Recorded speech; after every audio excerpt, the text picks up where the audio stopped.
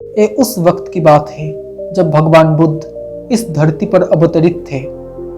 एक व्यक्ति जिसके पास धन दौलत की कोई कमी नहीं थी, उसके साथ जीवन काटने वाली पत्नी और राम लक्ष्मण जैसे दो बच्चे भी थे।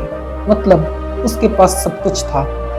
फिर एक दिन उस व्यक्ति के मन में भगवान को पाने की लालसा जगी। उसने सोचा कि मैंने बहुत सारा धन कमा लिया है, अब कभी धन की कमी नहीं आएगी, पर मेरे पास ईश्वर नहीं है, मुझे ईश्वर के दर्शन करने हैं। फिर उस व्यक्ति ने ईश्वर को खोजने की ठान ली।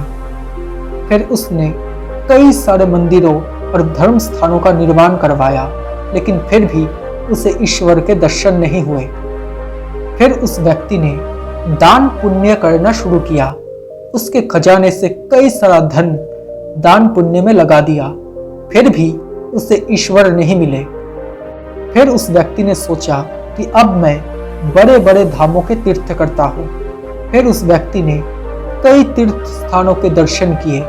ऐसे ही 20 साल गुजर गए, पर फिर भी उस व्यक्ति को ईश्वर नहीं मिले। भगवान को पाने की कोशिश करते करते वो इंसान थक गया और आखिरकार वो एक दिन महात्मा बुद्ध के पास गया और कहने लगा कि महात्मा, मैं 20 साल से ईश्वर को खोज रहा हूँ, पर मुझे ईश्वर कहीं भी नहीं मिले। क्या आप मुझे ईश्वर पाने का कोई रास्ता दिखा सकते हो? उस व्यक्ति की बातें सुनकर महात्मा बुद्ध उससे कहने लगे कि सुनो बालक, ईश्वर खोजना कोई बड़ी बात नहीं है, वो तो बड़ी आसानी से मिल जाती है। अच्छा तुम ये बताओ कि ईश्वर को खोजने के लिए तुमने क्या किया और कहाँ कहाँ खोजा? फिर वो व्यक्ति बुद्ध को पूरी बात बताता है कि मैंने कई सारे मंदिरों और धर्म स्थानों का निर्माण करवाया, दान पुण्य किया और कई सारे तीर्थ स्थानों के दर्शन किए, लेकिन फिर भी मुझे ईश्वर नहीं मिले। फिर महात्मा बुद्ध उसकी बातें सुनकर हंस पड़े और कहा कि ठीक है, तुम्हें ईश्वर के दर्शन करने हैं ना, तुम शाम के वक्त मेरे पास आ जाना, तुम्हें ईश्वर मिल जाएंगे। फिर वो सज्जन खुश होकर चला गया कि मुझे आज ईश्वर के दर्शन होंगे। फिर कुछ देर बाद शाम होने को आई, लेकिन महात्मा बुद्ध शाम होने से पहले कुछ ढूंढने लगे। शिष्यों ने आकर पूछा कि गुरुजी, आप क्या ढूंढ रहे हो? तब महात्मा बुद्ध ने बताया कि मेरे पास एक कीमती मोती था, परंतु वो कीमती मोती खो गया है, उसे ही ढूंढ रहा हूँ। महात्मा बुद्ध की बातें सुनकर वो शिष्य भी उस मोती को ढूंढने में लग गए।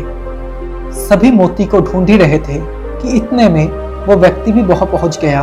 उसने देखा कि कुटिया के बाहर महात्मा बुद्ध और उनके शिष्य कुछ ढूंढ रहे हैं। फिर उस व्यक्ति ने बुद्ध के पास जाकर पूछा कि गुरुजी, आप सब क्या ढूंढ रहे हो? तब महात्मा बुद्ध ने बताया कि मेरा कीमती मोती खो गया है, उसे ही ढूंढ रहा हूँ। ये सुनकर वो व्यक्ति भी उस खोए हुए मोती को पूरी लगन से ढूंढने लगे। ढूंढते ढूंढते रात होने को आई, लेकिन वो मोती नहीं मिला। अब वो व्यक्ति परेशान हो गया और फिर महात्मा बुद्ध से पूछा कि गुरुजी, आपने आखिरी बार मोती कहाँ देखा था? ठीक से याद कीजिए। फिर महात्मा बुद्ध सोचकर बताते हैं कि मैंने आखिरी बार वो मोती को कुटिया के अंदर देखा था। ये सुनकर वो व्यक्ति थोड़ा गुस्सा हो गया और बुद्ध से कहने लगा कि लगता है आप में थोड़ी सी भी अकल नहीं है। अगर मोती आपकी कुटिया के अंदर गुम हुआ है तो कुटिया के अंदर ही मिलेगा ना, बाहर थोड़ी मिलेगा। आप सब बेकार में बाहर आकर इधर उधर ढूंढ रहे हो और मुझे भी अपने साथ ढूंढा रहे हो। आप अपना समय तो बर्बाद कर ही रहे हो, साथ ही दूसरों का भी समय बर्बाद कर रहे हो। फिर महात्मा बुद्ध उस व्यक्ति के सामने मुस्कुराने लगे।